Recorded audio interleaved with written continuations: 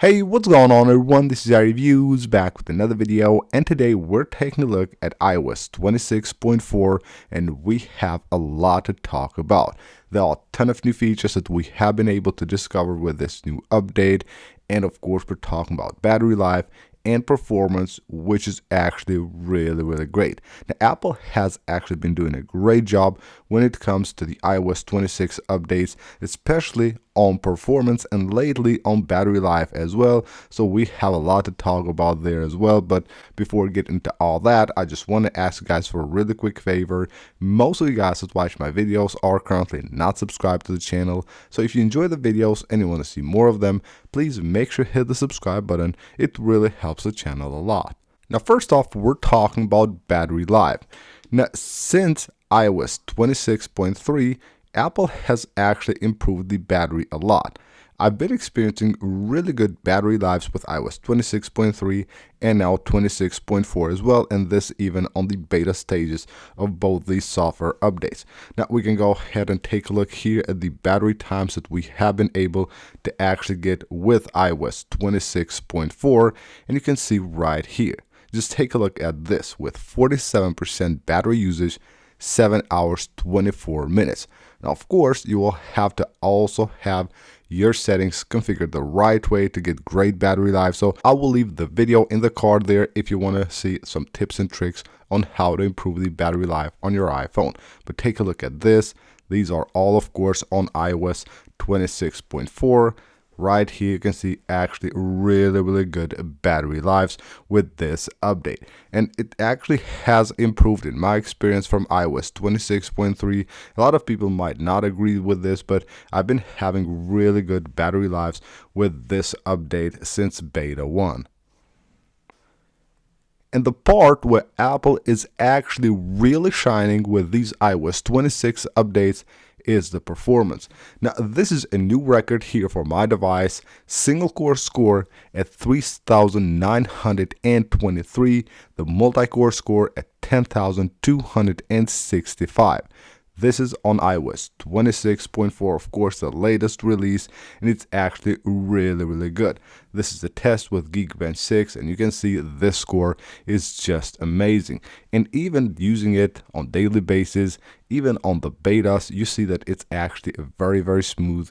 Animations are very fast. Everything is actually great with this update, and I'm really happy overall with this update.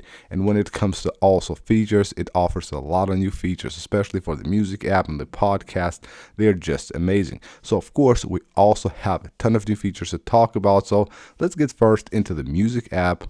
So here on the music app, when you go to your playlists or folders, you will see, of course, the new design, which looks really cool. But now you also see these buttons right here. So you will have, previously it used to be like a play on the shuffle button. Now you will also have a download button and the shuffle here and the play in the middle. And of course, these have been redesigned.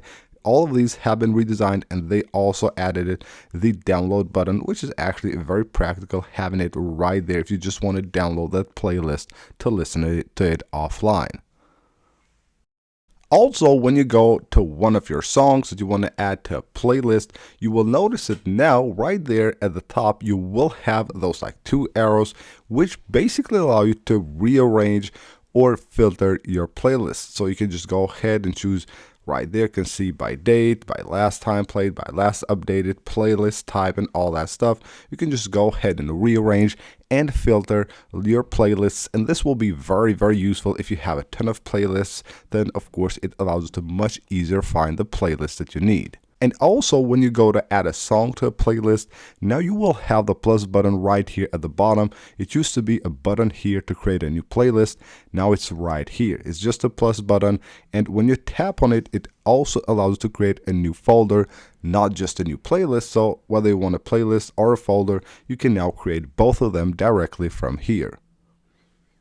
On the Messages app with iOS 26.4, you will now have a new animation here when you tap to create a new message. Now, if you would have like a device with an older iOS version, you will notice that there's no animation at all with this, but now we have a pretty cool new animation once you tap to create a new iMessage. Another really cool change that I can actually not really show you right now is a new change for the phone app. When you have a missed call, now if you're in US, it will actually show you the city and the state from where the call has been made, of course, for numbers that you don't have on your contacts. So that's actually pretty useful.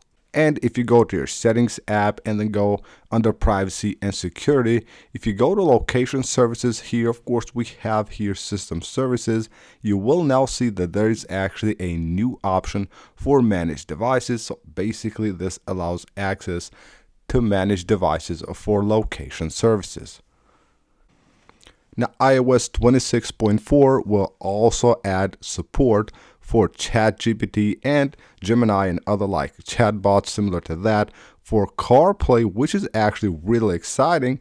Even though it's not here yet, most likely we will need like an update from ChatGPT and those apps to be able to use them with CarPlay, but it's actually really cool that it basically allows you to have those apps on CarPlay. There are ways to use like ChatGPT using Siri and shortcuts on CarPlay, but this would be of course the native ChatGPT app right on the CarPlay. So what's next for iOS? Well, most likely this upcoming week, maybe even tomorrow, we will see the first beta of iOS 26.5. It's really interesting to see what Apple will bring with that update. There are rumors that they might actually ship out some of the new Siri features that they have been talking about for years now, but we will of course have to wait and see for that.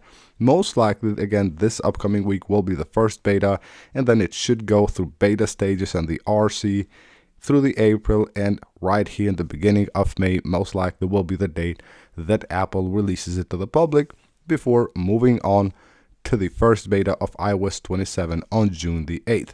Now in the meantime, while iOS 26.5 will be on betas, most likely we will get iOS 26.4.1, which should be a minor update with the usual bug fixes and improvements, and of course no new features. So that's basically it for this video, guys. These are all the cool new features we have been able to discover on iOS 26.4, again alongside with great performance and great battery life as well. Now this is actually shaping up to be a great update, and if you haven't already updated, I do suggest that you go ahead and update to the new iOS 26.4 because it's an amazing update. So that's basically it. Thank you guys for watching. Leave a like if you enjoyed the video, and of course if you found it helpful, and if you want to see more videos, more updates on the new iOS releases, make sure you hit that subscribe button, and I'll see you guys on the next one.